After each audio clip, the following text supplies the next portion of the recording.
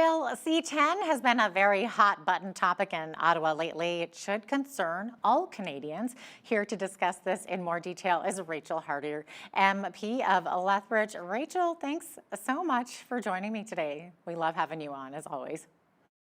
Thank you so much. It's really good to be with you. Of course. So, Rachel, Bill C-10, of course, once again, a major topic of discussion during the question period in the House of Commons recently. So, where the Liberals admitted that this will actually censor what we see online. So, what are your concerns with this bill? Why is this so significant? Yeah, exactly. The current government would love to convince Canadians that it's nothing more than just, a modernization of the Broadcasting Act. But it's so much more than that. So, what we're talking about here is a bill that will actually censor what Canadians can and cannot post online, as well as what they can and cannot access. So, what will happen is content will be moved up or down in the queue. In other words, some content will be favored, other content will get demoted based on an algorithm that will be created by the government or an arm of the government known as the CRTC. This is meant to attract people or send people more, to more Canadian content. The problem is that the definition of Canadian content is not concrete, nor is it truly representative of what Canadians are producing. Yeah. So, what is the Liberal stance on this? Why are they proposing this? What's their motivation behind it? Yeah, I wouldn't fully be able to ascribe what their motivation is, but what we know is that they've had an opportunity to make sure that there are mechanisms within this piece of legislation that would prevent the freedom of Canadians from being attacked. And the Liberals have refused at every turn to do any such thing. So they really are not wanting to protect people's freedom. They're really not wanting to make sure that we have the ability to post content at will. And as to why they're taking that stance, I'm I'm baffled. Yeah, exactly. So, should Canadians be concerned about this and why? What is it going to mean to the average user? Yeah, for sure. Every single Canadian should be concerned, and the reality is, they're speaking out boldly and expressing their concerns, which I'm very proud of the Canadian public for doing that. And the reason why they should be concerned is because we're talking about a bill that is so wide sweeping that it will impact everything from the cat video you post to the video of your kids dancing to the TikTok display of your artwork. The government will have its fingers in how these things are promoted or demoted online. That's amazing. So, my understanding also is that the timeline of Bill C-10 has changed from when it was first proposed. So, what has changed in the process? Right. So Bill C-10 was originally introduced in fall of 2020, and then it was brought forward to committee for what's called clause by clause consideration, which is just going through the bill line by line before it passes into legislation. And that happened this spring. So it's been ongoing over the last few months here. What ended up happening was that this protection that was originally a part of the bill that would have prevented it from applying to you and me and every other Canadian, that protective mechanism or that protection was removed. That's what makes this bill so dangerous now in terms of its attack on our freedom. The Liberals, for Okay. whatever reason, have decided that they want to speed this up. They want it to pass quickly. Really, it's to push their agenda, to push their messaging, to push their censorship of what Canadians can and cannot say online. It's wrong. It's dictatorial, and it likens us to places like China, North Korea, Turkey, Russia, and quite frankly, we don't want to be like them. In fact, I'll go so far as to say this: we would be the first democratic country to go to this extent in terms of censoring people's online content. That is wrong.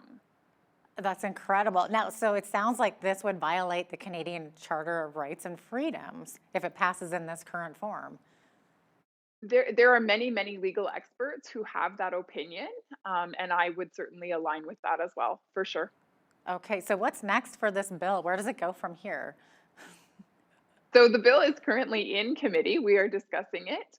As Conservative members, we are bringing forward many different amendments that we feel will help strengthen this bill and bring back those freedoms that Canadians rely on. Um, I just got out of committee moments ago, and unfortunately, our amendment was shot down by the Liberals. We have many more amendments, however, that we will continue to propose in order to help strengthen and save this legislation.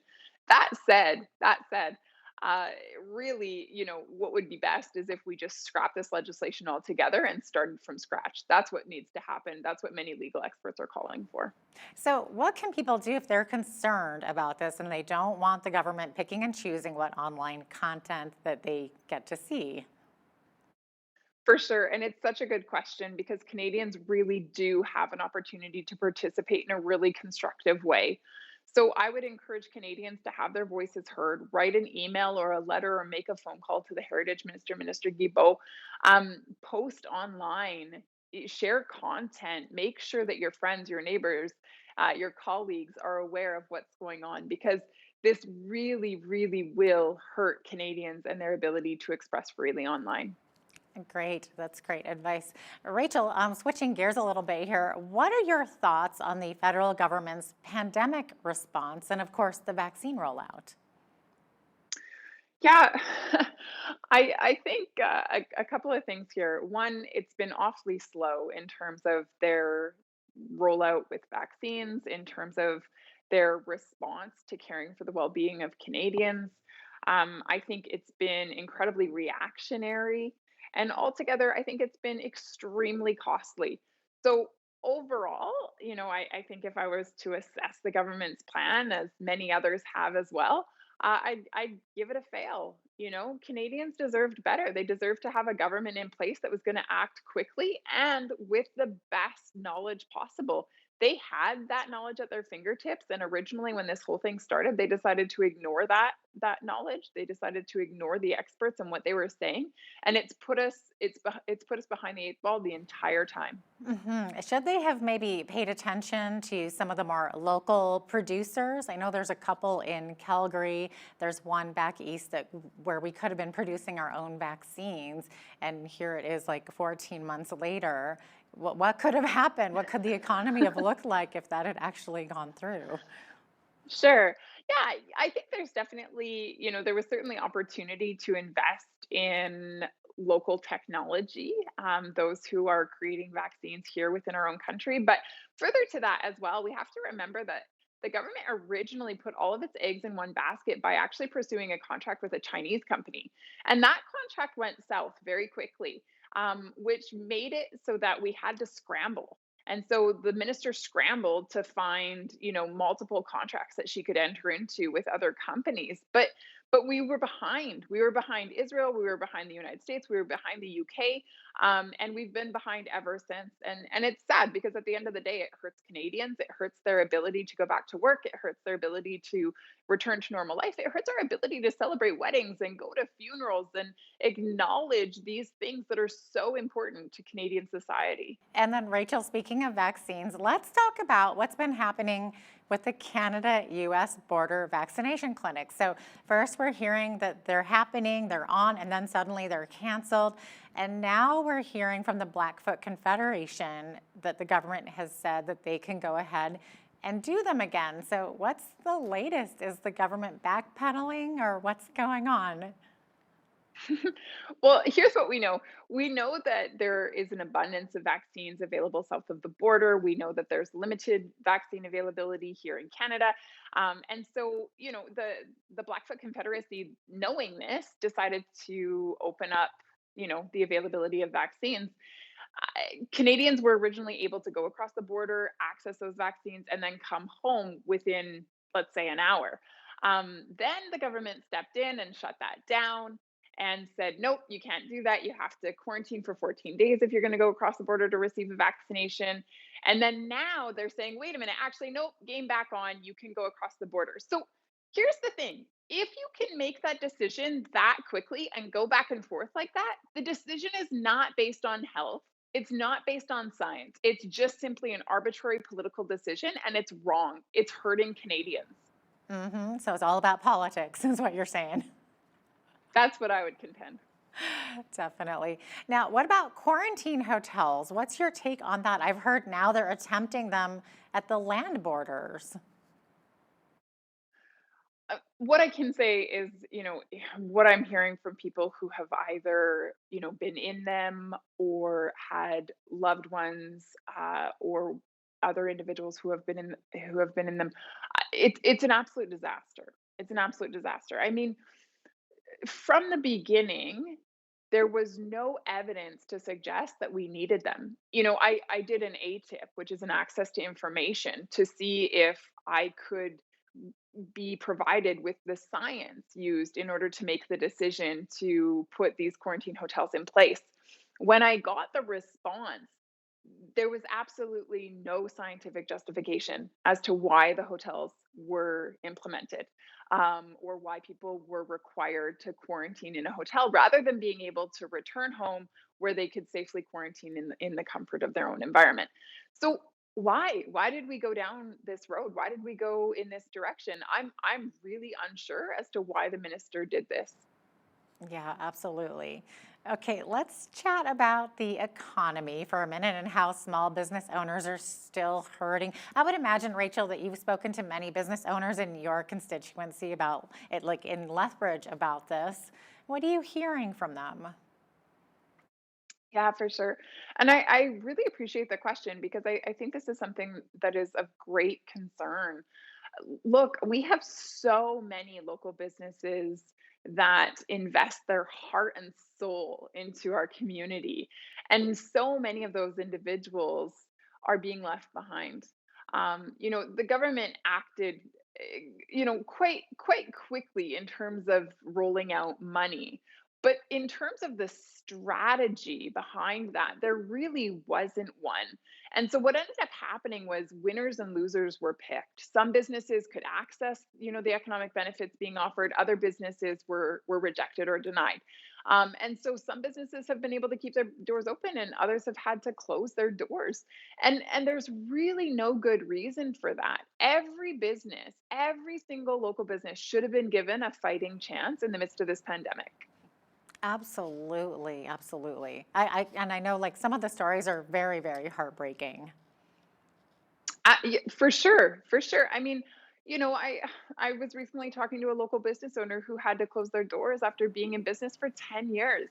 And there was nothing wrong with their business model. They were doing everything right. But because of the lockdowns and because of their inability to access federal funding, they just simply weren't able to make a go of it anymore. They were going into the red like nobody's business. Yeah. And so they had to close their doors. But in closing their doors, it's not just that our community lost a business, but it's that people lost their livelihoods as well. And it's just so sad. It is. It's crushing. Absolutely. Now, another crisis, of course, in Lethbridge is the drug crisis, which has been going on forever. Now, there's a group called Moms Stop the Harm and they want the city to write a letter to the Prime Minister requesting that many drugs be decriminalized. What's your reaction to this? Yeah. I Here's my concern is that the decriminalization of these hard drugs, it doesn't get to the heart of the matter. The heart of the issue is that people are dying. People are dying because of drug overdoses. People are dying because they're able to access these drugs that are extremely harmful. And so we're losing people. And not only that, but in addition to that, those who are lucky enough to stay alive, we're not able to enjoy their talents, their abilities, their potential. We're failing to invest in them. And that's so sad to me. So instead, I think where we need to put the focus, where we need to invest our resources is actually in detox and recovery. We need to give these people hope. And we know that so much addiction has to do with mental health. Yeah. And so let's invest in our mental health system and the way that we're working with these folks in order to help them recover, in order to help them regain their footing, and in order to step into the fullness of their potential and become the people that they've always meant to be.